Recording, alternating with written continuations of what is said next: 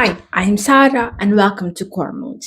Today I'll be talking to you about my most disappointing books of 2025 and my most surprising books of 2025. I'm gonna start with the disappointing books. I have 5 of them. The first one is This Book Will Bury Me by Ashley Winstead. And this book, I just don't know why it was written the way it was. I was very disappointed because I've enjoyed books by Ashley Winstead before, even though she wrote that weird Twilight fiction weird book.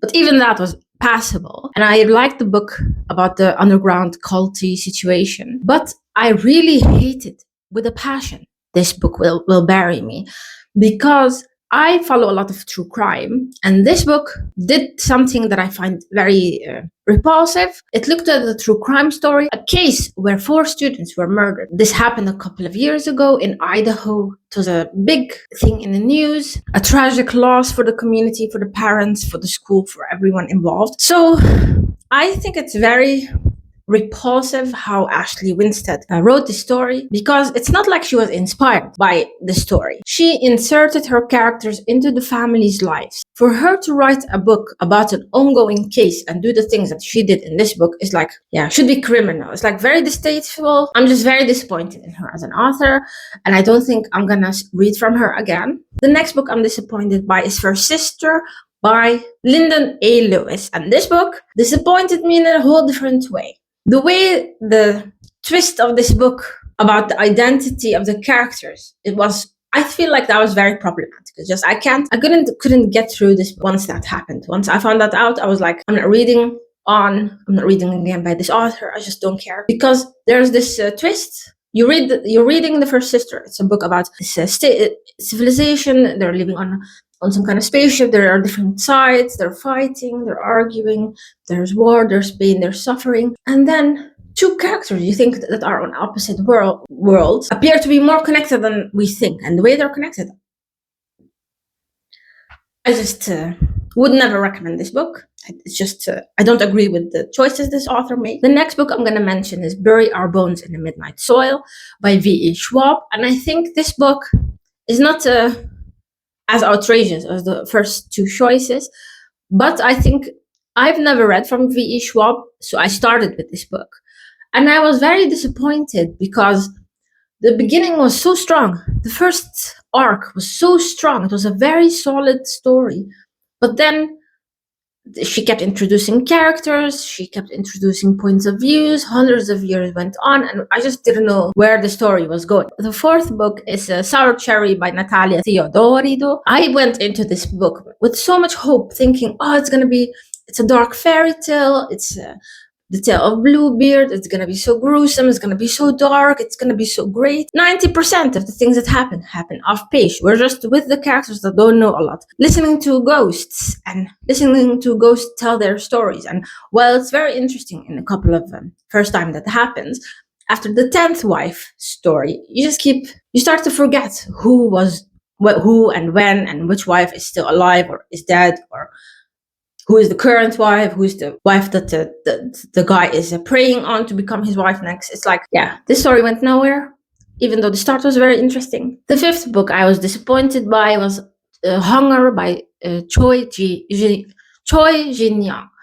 And I was very disappointed by this book because I expected something different, something a little bit, a twist or something more interesting. I think it's like relied on the themes of loss and grief, and those are really heavy themes that really are interesting to tackle, but I just expected a little bit more. And I think at the time when I read this book, I have read a lot of different books that have like similar themes, similar arcs, similar journeys for the main character, so I expecting something more and I didn't get it, so that was disappointing. So those were the disappointing books. I'm gonna try to talk now about the positives, the surprising books, the books that lifted me up and gave me something to love about reading. So the first surprising book that I'm gonna talk about is School of Shards by Sergei and Marina Dyatenko, and I really loved this book. Vita Nostra is a book that was very, I didn't know if it was going to be a book that I would like, and I really loved it. I love the concept, the world, the writing. It's like this perfect coming together of elements that I didn't even know could work together.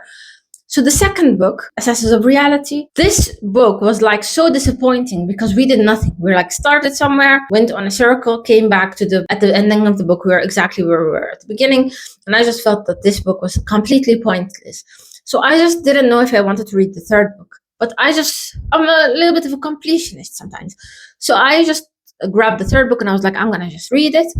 And School of Shards didn't disappoint. This book was so much similar like to the first book, even though the characters were older, were in different positions, but you have a little bit more insight into characters that were in the first book. Not because those characters are in the third book, but because the characters that were kids in the first book are now in a similar situation to the adult characters in the third book, and having to make a lot of different difficult choices.